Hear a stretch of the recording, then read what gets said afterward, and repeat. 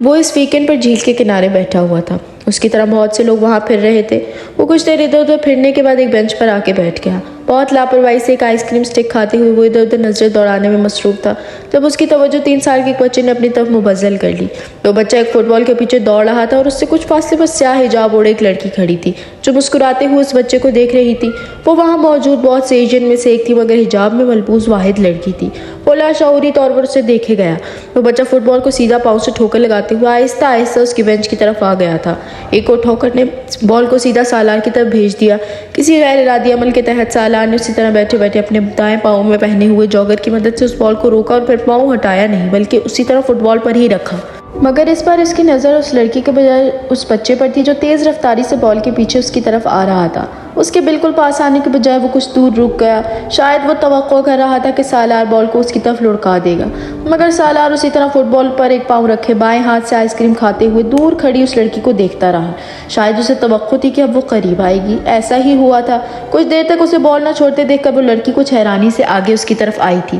یہ فٹ بال چھوڑ دیں، اس نے قریب آ کر بڑی شائستگی سے کہا۔ سالار چند لمحے اسے دیکھتا رہا، پھر اس نے فٹ بال سے اپنا پاؤں اٹھایا اور وہیں بیٹھے بیٹھے فٹ بال کو ایک زوردار کک لگائی۔ فٹ بال اڑتے ہوئے بہت دور جا گری۔ کک لگانے کے بعد اس نے اطمینان سے اس لڑکی کو دیکھا۔ اس کا چہرہ اب سرخ ہو رہا تھا جبکہ وہ بچہ ایک بار پھر فٹ بال کی طرف بھاگتا جا رہا تھا جو اب کہیں نظر نہیں آ رہی تھی۔ اس لڑکی نے زیر لب اس سے کچھ کہا اور پھر واپس مڑ گئی۔ سالار اس کے منہ سے نکلنے والے الفاظ کو سن یا سمجھ نہیں سکا، مگر اس کے سرخ چہرے اور تاثرات سے وہ یہ اندازہ بخوبی لگا سکتا تھا کہ وہ کوئی خوشگوار الفاظ نہیں تھے۔ اسے اپنی حرکت پر شرمندگی بھی ہوئی، مگر جلد ہی اندازہ ہو گیا کہ اس نے یہ حرکت کیوں کی، کیونکہ وہ لڑکی امامہ سے مشابہت رکھتی تھی۔ وہ لمبے سے سیاہ کوٹ میں سیاہ حجاب میں اوڑھے ہوئے تھی، دراز قد اور بہت دبلی پتلی تھی، بالکل امامہ کی طرح۔ اس کی سفید رنگت اور سیاہ آنکھیں بھی اسے امامہ جیسی ہی محسوس ہوئی تھیں۔ امامہ بہت لمبی چوڑی چادر میں خود کو چھپائے رکھتی تھی۔ وہ حجاب نہیں لیتی تھی، مگر اس کے باوجود اس وقت اس لڑکی کو دیکھتے ہوئے اسے اس کا خیال آیا تھا اور لاشعوری طور پر اس نے وہی نہیں کیا جو لڑکی چاہتی تھی۔ شاید اسے کسی حد تک یہ تسکین تھی کہ اس نے امامہ کی بات نہیں مانی، مگر وہ امامہ نہیں تھی۔ آخر کیا ہو رہا ہے مجھے اس طرح؟ تو اس نے حیران ہوتے ہوئے سوچا۔ وہ جیب میں سے ایک سگریٹ نکال کر سلگانے لگا۔ سگریٹ کی کش لیتے ہوئے وہ ایک بار پھر اس لڑکی کو دیکھنے لگا جو اپنے بچے کو فٹ بال کے ساتھ کھیلتے دیکھ کر مسکرا رہی تھی۔ سالار اسے دیکھ رہا تھا اور اس کے علاوہ ہر شے سے بے نیاز نظر آ رہا تھا۔ اس رات وہ کافی دیر تک امامہ کے بارے میں سوچتا رہا۔ اس کے اور جلال انصر کے بارے میں اسے یہ یقین تھا کہ اب تک وہ دونوں شادی کر چکے ہوں گے، کیونکہ اپنا نکاح نامہ سکندر سے حاصل کرنے کے بعد وہ یہ جان چکی ہوگی کہ طلاق کا حق پہلے سے ہی اس کے پاس تھا۔ اسے اس سلسلے میں سالار کی مدد کی ضرورت نہیں تھی۔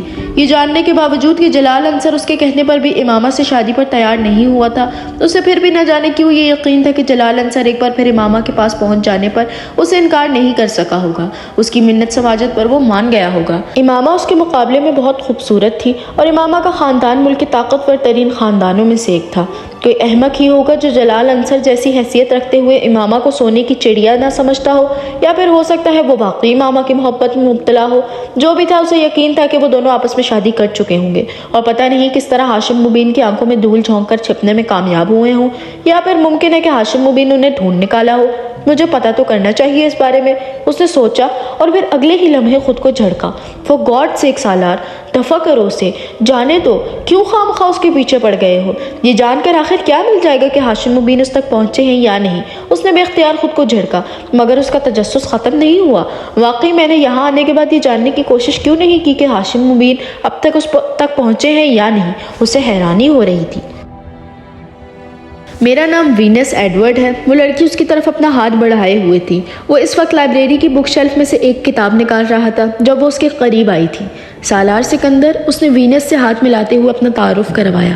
میں جانتی ہوں تمہیں تعارف کی ضرورت نہیں ہے، وینس نے بڑی گرم جوشی سے کہا۔ سالار نے اس سے یہ نہیں کہا کہ اسے بھی تعارف کی ضرورت نہیں تھی۔ وہ اپنی کلاس کے 50 لوگوں کو ان کے نام سے جانتا اور پہچانتا تھا۔ نہ صرف یہ بلکہ وہ ان کا بریف بایو ڈیٹا بھی بغیر اٹکے کسی غلطی کے بتا سکتا تھا، جیسے وہ اس وقت وینس کو یہ بتا کر حیران کر سکتا تھا کہ وہ نیو جرسی سے آئی تھی، وہاں 2 سال ایک بیوریج کمپنی میں کام کرتی رہی تھی، اس کے پاس मार्केटिंग में एक डिग्री थी और अब वो दूसरी डिग्री के लिए वहाँ आई थी और वो इससे कम से कम 6-7 साल बड़ी थी। अगरचे अपने कदो कामत से सालार उससे बहुत बड़ा लगता था, मगर वो जानता था कि वो उस वक्त अपने बैच में सबसे कम उम्र था। अपने बैच में सिर्फ वही था जो किसी किस्म की जॉब के बगैर सीधा MBA के लिए आया था। बाकी सबके पास कहीं ना कहीं कुछ साल काम करने का तजुर्बा था, मगर उस वक्त वीनस को ये सब कुछ बताना उसको किसी खुशफहमी में मुब्तला करने के मुतरादिफ था। अगर मैं आपको कॉफ़ी की दावत दूं तो वीनस ने अपना तारुफ करवाने के बाद कहा तो मैं उसे कबूल कर लूँगा। वो उसकी बात पर हंसी। तो फिर चलते हैं, कॉफ़ी पीते हैं। सालार ने कंधे उचकाए और किताब को दोबारा शेल्फ में रख दिया। कैफेटेरिया में बैठकर वो दोनों तकरीबन आध घंटे तक एक दूसरे के साथ बातें करते रहे। ये वीनस के साथ उसकी शनासाई का आगाज़ था। सालार के लिए किसी लड़की के साथ ताल्लुकात बढ़ाना कोई मुश्किल काम नहीं था, वो ये काम बहुत आसानी से कर लिया करता था। इस बार मज़ीद आसानी ये थी कि पहल वीनस की तरफ से हुई थी। 3-4 मुलाकातों के बाद उसने एक रात वीनस को अपने फ्लैट पर रात गुजारने के लिए इन्वाइट कर लिया था और वीनस ने किसी तामल के बगैर उसकी दावत कबूल कर ली। वो दोनों यूनिवर्सिटी के बाद इकट्ठे बहुत सी जगहों पर फिरते रहे। सालार के फ्लैट पर उनकी वापसी लेट नाइट हुई थी।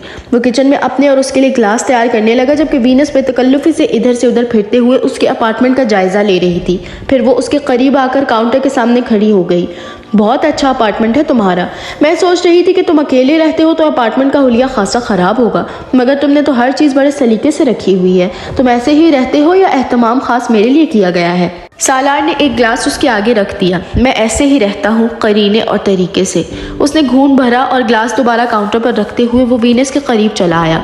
उसने उसके दोनों कंधों पर हाथ रख दिए। वीनस मुस्कुरा दी। सालार ने उसे अपने कुछ और करीब किया और फिर यकदम साकित हो गया। उसकी नज़रें वीनस की गर्दन की जंजीर में झूलते हुए उस मोती पर पड़ी थी जिसे आज उसने पहली बार देखा था। सर्दी के मौसम की वजह से वीनस भारी भरकम स्वेटर्स और जैकेट्स पहना करती थी। उसने 1-2 बार उसके खुले कॉलर से नजर आने वाली उस जंजीर को देखा था, मगर उस जंजीर में लटका हुआ वो मोती आज पहली बार उसकी नजरों में आया था, क्योंकि आज पहली बार वीनस एक गहरे गले की शर्ट में मलबूस थी। वो उस शर्ट के ऊपर एक स्वेटर पहनी हुई थी जिससे उसने सालार के अपार्टमेंट में आके उतार दिया था। तो उसके चेहरे की रंगत बदल गई। एक झमाके के साथ वो मोती उसे कहीं और, कहीं बहुत पीछे किसी और के पास ले गया था। मसा करते हाथ और उंगलियां, हाथ और कलाई, कलाई से कोहनी तक का सफ़र करती उंगलियां, आंखों से पेशानी, पेशानी से सफ़ेद चादर के नीचे स्याह बालों पे फिसलते हुए हाथ। इमामा की गर्दन के गिर्द मौजूद जंजीर तंग थी। उसमें लटकने वाला मोती उसकी हंसली की हड्डी के बिल्कुल साथ झूलता था। जंजीर थोड़ी सी भी लंबी होती तो वो उसे देख ना पाता। उस रात वो बहुत तंग गले की शर्ट और स्वेटर में मलबूस थी। उस मोती को देखते हुए वो कुछ देर के लिए मफलूज हो गया। वो उसे किस वक्त याद आई थी। उसने मोती से नज़रें चुराने की कोशिश की। वो अपनी रात ख़राब नहीं करना चाहता था। उसने वीनस को देखकर दोबारा मुस्कुराने की कोशिश की। वो उससे कह रही थी, मुझे तुम्हारी आंखें बहुत खूबसूरत लगती हैं, मुझे तुम्हारी आंखों से घिन आती है। किसी आवाज़ ने उसे एक चाबुक मारा और उसके चेहरे की मुस्कुराहट यकदम गायब हो गई। वीनस के वजूद से अपना बाजू हटाते हुए वो चंद कदम पीछे मुड़ा और काउंटर पर पड़ा हुआ ग्लास उठा लिया। वीनस हक्का बक्का उसे देख रही थी। क्या हुआ? वो चंद कदम आगे बढ़ आई और उसके कंधे पर हाथ रखते हुए कुछ तशवीश से पूछा। सालार ने कुछ कहे बगैर एक ही सांस में ग्लास खाली किया।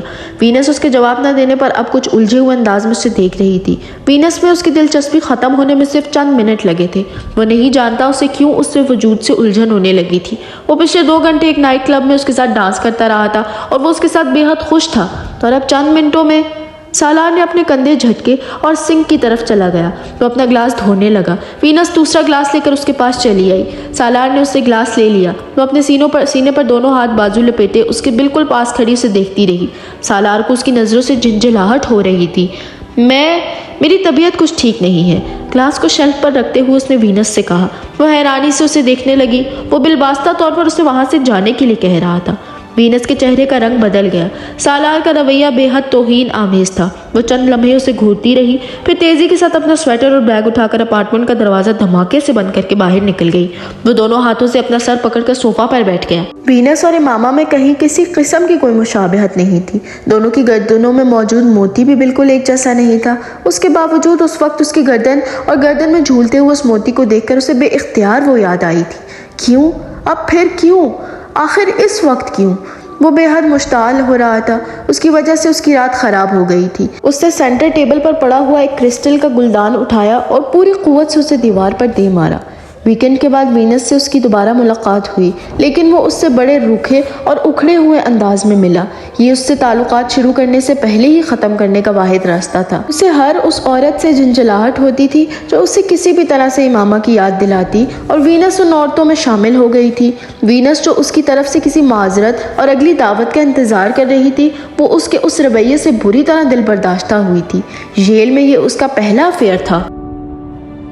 اگلے چند ماہ وہ پڑھائی میں بے حد مصروف رہا، اتنا مصروف کہ امامہ کو یاد رکھنے اور اس کے بارے میں معلومات حاصل کرنے کی کوشش کو وہ کل پر ٹالتا رہا، اور شاید یہ سلسلہ ابھی چلتا رہتا اگر ایک شام اچانک اس کی ملاقات جلال انصر سے نہ ہوتی۔ وہ ویکنڈ پر بوسٹن گیا ہوا تھا جہاں اس کے چچا رہتے تھے۔ وہ وہاں اپنے کزن کی شادی اٹینڈ کرنے آیا تھا۔ اس شام سالار اپنے کزن کے ہمراہ تھا جو ایک ریسٹورنٹ چلا رہا تھا۔ وہ وہاں کھانا کھانے آیا ہوا تھا۔ اس کا کزن آرڈر دینے کے بعد کسی کام سے اٹھ کر گیا تھا۔ سالار کھانے کا انتظار کر رہا تھا جب کسی نے اس کا نام لے کر پکارا۔ ہیلو! سالار نے بے اختیار مڑ کر اسے دیکھا۔ آپ سالار ہیں؟ اس آدمی نے پوچھا۔ وہ جلال انصر تھا۔ اسے پہچاننے میں لمحہ بھر کے لیے دقت اس لیے ہوئی تھی کیونکہ اس کے چہرے سے اب داڑھی غائب تھی۔ سالار نے کھڑے ہو کر اس سے ہاتھ ملایا۔ 1 سال کا ایڈونچر ایک بار پھر اس کی آنکھوں کے سامنے گھوم گیا۔ رسمی الیگ کے بعد اس نے جلال کو رسماً کھانے کی دعوت دی۔ نہیں، مجھے ذرا جلدی ہے، بس آپ پر اتفاقاً نظر پڑ گئی تو آ گیا، جلال نے اپنی گھڑی پر نظر ڈالتے ہوئے کہا۔ امامہ کیسی ہے؟ جلال نے بات کرتے کرتے اچانک کہا۔ سالار کو لگا وہ اس کا سوال ٹھیک سے سن نہیں سکا۔ سوری، اس نے معذرت خواہانہ انداز میں استفسار کیا۔ جلال نے اپنا سوال دہرایا۔ میں امامہ کا پوچھ رہا تھا، وہ کیسی ہے؟ سالار پلکیں جھپکائے بغیر اسے دیکھتا رہا۔ وہ امامہ کے بارے میں اس سے کیوں پوچھ رہا تھا؟ مجھے نہیں پتا، یہ تو آپ کو پتا ہونا چاہیے، اس نے کچھ الجھے ہوئے انداز میں کندھے جھٹکتے ہوئے کہا۔ اس بار جلال حیران ہوا۔ مجھے کس لیے؟ کیونکہ وہ آپ کی بیوی ہے۔ میری بیوی؟ جلال کو جیسے کرنٹ لگا۔ آپ کیا کہہ رہے ہیں؟ میری بیوی کیسے ہو سکتی ہے؟ میں نے اس سے شادی سے انکار کر دیا تھا، آپ اچھی طرح جانتے ہیں۔ 1 سال پہلے آپ ہی تو آئے تھے اس سلسلے میں مجھ سے بات کرنے کے لیے۔ جلال نے جیسے اسے کچھ یاد دلایا۔ میں نے تو آپ سے یہ بھی کہا تھا کہ آپ خود اس سے شادی کر لیں۔ سالار بے یقینی سے اسے دیکھتا رہا۔ میں تو یہ سوچ کر آپ کے پاس آیا تھا کہ شاید آپ نے اس سے شادی کر لی ہوگی۔ وہ اب وضاحت کر رہا تھا۔ آپ نے اس سے شادی نہیں کی؟ سالار نے پوچھا۔ نہیں، آپ سے تو ساری بات ہوئی تھی، میں نے انکار کر دیا تھا۔ پھر آپ سے شادی کیسے ہو سکتی تھی؟ پھر میں نے سنا کہ وہ گھر سے کہیں چلی گئی، میں نے سوچا آپ کے ساتھ کہیں چلی گئی ہوگی، اسی لیے تو آپ کو دیکھ کر آپ کی طرف آیا تھا۔ میں نہیں جانتا کہ وہ کہاں ہے، میں تو پچھلے 7-8 ماہ سے یہی ہوں، سالار نے کہا، اور مجھے یہاں آئے ہوئے 2 ماہ ہوئے ہیں، جلال نے کہا۔ مجھ سے ملاقات کے بعد کیا اس نے دوبارہ آپ سے رابطہ یا ملاقات کرنے کی کوشش کی تھی؟ سالار نے کچھ الجھے ہوئے انداز میں پوچھا۔ نہیں، وہ مجھ سے نہیں ملی۔ یہ کیسے ہو سکتا ہے کہ لاہور جا کر اس نے آپ سے رابطہ کرنے کی کوشش نہ کی ہو؟ سالار کو اس کی بات پر یقین نہیں آیا۔ مجھ سے رابطہ کرنے سے کیا ہوتا؟ آپ کے لیے وہ گھر سے نکلی تھی، اسے آپ کے پاس جانا چاہیے تھا۔ نہیں، وہ میرے لیے گھر سے نہیں نکلی تھی، آپ تو اچھی طرح جانتے ہیں، میں نے اسے بتا دیا تھا کہ میں اس سے شادی نہیں کر سکتا۔ پھر آپ یہ مت کہیں کہ وہ میرے لیے گھر سے نکلی تھی۔ جلال کے لہجے میں اچانک کچھ تبدیلی آ گئی۔ ساری بات آپ ہی سے تو ہوئی تھی، کیا آپ واقعی سچ کہہ رہے ہیں کہ وہ دوبارہ آپ کے پاس نہیں گئی؟ میں آپ سے جھوٹ کیوں بولوں گا، اور اگر وہ میرے ساتھ ہوتی تو میں آپ کے پاس اس کے بارے میں پوچھنے کیوں آتا؟ مجھے دیر ہو رہی ہے۔ جلال کے لہجے میں اب بے نیازی تھی۔ آپ مجھے اپنا کانٹیکٹ نمبر دے سکتے ہیں؟ سالار نے کہا۔ نہیں، میں نہیں سمجھتا کہ آپ کو مجھ سے اور مجھے آپ سے دوبارہ رابطہ کرنے کی ضرورت پڑے گی، جلال نے بڑی صاف گوئی سے کہا اور واپس مڑ گیا۔ سالار کچھ الجھے ہوئے انداز میں اس کی پشت پر نظریں جمائے رہا۔ یہ ناقابل یقین بات تھی کہ وہ جلال سے نہیں ملی۔ کیوں؟ کیا اس نے میری اس بات پر واقعی یقین کر لیا تھا کہ جلال نے شادی کر لی ہے؟ سالار کو اپنا جھوٹ یاد آیا۔ مگر یہ کیسے ممکن ہے؟ وہ مزید الجھا۔ میری بات پر اسے یقین کیسے آ سکتا ہے جبکہ وہ کہہ بھی رہی تھی کہ اسے میری بات پر یقین نہیں ہے؟ وہ کرسی کھینچ کر دوبارہ بیٹھ گیا۔ اور اگر جلال کے پاس نہیں گئی تو پھر وہ کہاں گئی؟ کیا کسی اور شخص کے پاس جس سے اس نے مجھے بے خبر رکھا؟ مگر یہ ممکن نہیں ہے۔ اگر کوئی اور ہوتا تو وہ مجھے اس سے بھی رابطہ کرنے کے لیے کہتی۔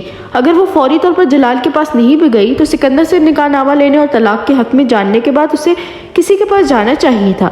وہ یہ نہیں جانتا تھا کہ اس نے جلال کی اس فرضی شادی کے بارے میں اسے کیوں بتایا۔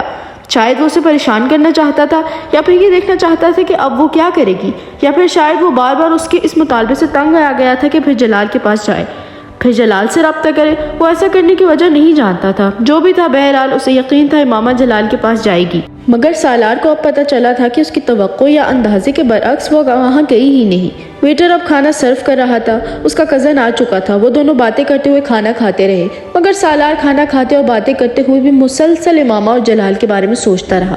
کئی ماہ بعد یکدم وہ اس کے ذہن میں پھر تازہ ہو گئی تھی۔ कहीं ऐसा तो नहीं कि वो अपने घर वापस चली गई हो। खाना खाते खाते उसे अचानक ख्याल आया, हाँ ये मुमकिन है। उसका जहन मुतवातिर एक ही जगह अटका हुआ था। मुझे पापा से बात करनी चाहिए, उन्हें यकीनन उसके बारे में कुछ न कुछ पता होगा। सिकंदर उस्मान भी उन दिनों शादी में शिरकत की गर्ज से वहीं थे। वापस घर आने के बाद जब रात के करीब उन्होंने सिकंदर उस्मान को तन्हा देखा तो उनसे उसके मामा के बारे में सवाल पूछा। पापा, क्या इमामा घर वापस अपने घर आ गई है? उसने किसी तमहीद के बगैर सवाल किया और उसके सवाल ने कुछ देर के लिए सिकंदर को खामोश रखा। तुम क्यों पूछ रहे हो? चंद लम्हों के बाद उन्होंने दरश्ती से कहा, बस ऐसे ही। उसके बारे में इतना गौर व फिक्र करने की ज़रूरत नहीं है। तुम अपनी स्टडीज़ पर अपना ध्यान रखो तो बेहतर है। पापा प्लीज़, आप मेरे सवाल का जवाब दें। क्यों जवाब दूं? तुम्हारा उसके साथ क्या ताल्लुक़ है? सिकंदर की नाराज़गी में कुछ इजाफा हो गया। पापा, उसका एक बॉयफ्रेंड मुझे आज मिला है यहाँ, वहीं जिसके साथ वो शादी करना चाहती थी। तो फिर ये कि हम दोनों ने शादी नहीं की। वो बता रहा था कि मामा उसके पास गई ही नहीं, जबकि मैं समझ रहा था कि लाहौर जाने के बाद वो उसी के पास गई होगी। सिकंदर ने उसकी बात काट दी। वो उसके पास गई या नहीं, उससे शादी की या नहीं, ये तुम्हारा मसला नहीं है, ना ही तुम्हें इसमें इन्वॉल्व होने की ज़रूरत है। हाँ, ये मेरा मसला नहीं है, मगर मैं जानना चाहता हूँ क्या इमामा आपके पास आई थी? आपने उसे शादी के पेपर्स भिजवाए थे? मेरा मतलब किसके ज़रिए? सालार ने कहा। तुमसे किसने कहा कि उसने मुझसे रब्ता किया था? वो उनके सवाल पर हैरान हुआ। मैंने खुद अंदाज़ा लगाया। उसने मुझसे कोई रब्ता नहीं किया। वो रब्ता करती तो मैं हाशिम मुबीन को उसके बारे में बता देता। सालार उनका चेहरा देखता रहा। मैंने तुम्हारे कमरे की तलाशी ली थी और मेरे हाथ वो निकाहनामा लग गया। मुझे यहाँ भिजवाते हुए आपने कहा था कि आप वो पेपर से मामा तक भिजवा देंगे। हाँ, ये सूरत में होता अगर वो मुझसे रब्ता करती, मगर उसने मुझसे रब्ता नहीं किया। तुम्हें ये यकीन क्यों है कि उसने मुझसे ज़रूर रब्ता किया होगा? इस पर सिकंदर ने सवाल कर डाला। सालार कुछ देर खामोश रहा, फिर उसने पूछा, पुलिस को उसके बारे में कुछ पता नहीं चला? नहीं, पुलिस को पता चलता तो अब तक वो हाशिम मुबीन के घर वापस आ चुकी होती, मगर पुलिस अभी भी उसकी तलाश में है। सिकंदर ने कहा। एक बात तो तय है सालार कि अब तुम दोबारा इमामा के बारे में कोई तमाशा नहीं करोगे। वो जहाँ है, जिस हाल में है, तुम्हें अपना दिमाग ठिकाने की ज़रूरत है। तुम्हें आरा इससे कोई ताल्लुक़ नहीं है। पुलिस जैसे ही उसे ढूंढनेगी वो पेपर्स हाशिम मुबीन तक पहुँचा दूंगा ताकि तुम्हारी जान हमेशा के लिए उससे छूट जाए। पापा, क्या उसने वाकई कभी घर फ़ोन नहीं किया मुझसे बात करने के लिए? सालार ने उनकी बात पर गौर किए बगैर कहा। क्या वो तुम्हें फ़ोन किया करती थी? वो उनका चेहरा देखने लगा। घर से चले जाने के बाद उसने सिर्फ एक बार फ़ोन किया था, फिर मैं यहाँ आ गया। हो सकता है उसने दोबारा कभी फ़ोन किया हो जिसके बारे में आप मुझे नहीं बता रहे। उसने तुम्हें फ़ोन नहीं किया। अगर करती तो मैं तुम्हारी और उसकी शादी के बारे में बहुत से मामलात को ख़त्म कर देता। मैं तुम्हारी तरफ से उसे तलाक दे देता। ये सब आप कैसे कर सकते हैं? सालार ने बहुत पुरसुकून अंदाज में कहा। यहाँ तुम्हें भिजवाने से पहले मैंने एक पेपर्स पर तुम्हारे सिग्नेचर्स लिए थे। मैं तलाकनामा तैयार करवा चुका था। अंदर ने जताते हुए कहा। Fake documents? सालार ने उसी अंदाज में तबसरा किया। मैं तो नहीं जानता था कि आप तलाकनामा तैयार करवाने के लिए मुझसे साइन करवा रहे हैं। तुम फिर इस मुसीबत को मेरे सर पर लाना चाहते हो? सिकंदर को एकदम गुस्सा आ गया। मैंने ये नहीं कहा कि मैं उसके साथ रिश्ता कायम करना चाहता हूँ। मैं आपको सिर्फ ये बता रहा हूँ कि आप मेरी तरफ से ये रिश्ता ख़त्म नहीं कर सकते। ये मेरा मामला है, मैं खुद ही इसे ख़त्म करूँगा। तुम सिर्फ ये शुक्र करो कि तुम उस वक्त यहाँ इत्मीनान से बैठे हुए हो, वरना तुमने जिस ख़ानदान को अपने पीछे लगा लिया था वो ख़ानदान कब्र तक तुम्हारा पीछा न छोड़ता। और ये भी मुमकिन है कि वो यहाँ भी तुम्हारी निगरानी करवा रहे हों या इंतज़ार कर रहे हों कि तुम मुतमईन होकर दोबारा इमामा के साथ रब्ता करो और वो तुम दोनों के लिए कुआं तैयार कर लें। आप मुझे ख्वामख्वाह खौफज़दा कर रहे हैं। पहली बात तो ये कि मैं ये मानने पर तैयार नहीं हूँ कि यहाँ अमेरिका में कोई मेरी निगरानी कर रहा होगा, और वो भी इतना अरसा गुजर जाने के बाद। और दूसरी बात ये कि मैं इमामा के साथ तो कोई रब्ता नहीं कर रहा क्योंकि मैं वाकई नहीं जानता वो कहाँ है। फिर रब्ते का तो सवाल ही पैदा नहीं होता। तो फिर तुम्हें उसके बारे में इस कदर कॉन्शियस होने की क्या ज़रूरत है? वो जहाँ है, जैसी है, रहने दो उसे। सिकंदर को कुछ इत्मीनान हुआ। आप मेरे मोबाइल के बिल चेक करें, वो मोबाइल उसके पास है। हो सकता है पहले नहीं तो अब वो उनसे कॉल्स करती हो। वो उससे कॉल्स नहीं करती। मोबाइल मुस्तकिल तौर पर बंद है। जो चंद कॉल्स उसने की थी वो सब मेडिकल कॉलेज में साथ पढ़ने वाली लड़कियों की ही थी, और पुलिस पहले ही उन्हें इंटेरोगेट कर चुकी है। लाहौर में वो एक लड़की के घर गई थी, मगर वो लड़की पेशावर में थी और उसके वापस आने से पहले ही वो उसके घर से चली गई। कहाँ गई ये पुलिस को पता नहीं चल सका। सालार चुपती हुई नज़रों से उन्हें देखता रहा। फिर उसने कहा, आपको हसन ने मेरे और उसके बारे में बताया था? सिकंदर कुछ बोल नहीं सके। मोबाइल के इमामा के पास होने के बारे में सिर्फ हसन को ही पता था। कम से कम ये ऐसी बात थी जो सिकंदर उस्मान सिर्फ उसके कमरे की तलाशी लेकर नहीं जान सकते थे। उसे उनसे बात करते हुए पहली बार अचानक हसन पर शुबा हुआ था, क्योंकि सिकंदर उस्मान को इतनी छोटी छोटी बातों का पता था जो सिर्फ उसे पता थी या फिर हसन को। कोई तीसरा उनसे वाकिफ नहीं था। उसे सिकंदर उस्मान को कुछ नहीं बताया था, तो यकीनी तौर पर यह हसन ही हो सकता था जिसने उन्हें सारी तफसीलात से आगाह किया था। اس سے کیا فرق پڑتا ہے کہ مجھے حسن نے بتایا ہے یا کسی اور نے؟ یہ تو نہیں ہو سکتا تھا کہ مجھے اس بات کے بارے میں پتہ ہی نہ چلتا۔ یہ صرف میری حماقت تھی کہ میں نے ہاشم مبین کے الزامات کو سنجیدگی سے نہیں لیا اور تمہارے جھوٹ پر یقین کرتا رہا۔ سالار نے کچھ نہیں کہا، وہ صرف ماتھے پر تیوریاں لیے انہیں دیکھتا اور ان کی بات سنتا رہا۔ اب جب میں نے تمہیں اس سارے معاملے سے بچا لیا ہے تو تمہیں دوبارہ ایسی کوئی حرکت نہیں کرنی چاہیے جس سے سکندر عثمان نے قدرے نرم لہجے میں کہنا شروع کیا، مگر اس سے پہلے کہ ان کی بات مکمل ہوتی سالار ایک جھٹکے سے اٹھ کر کمرے سے باہر نکل گیا۔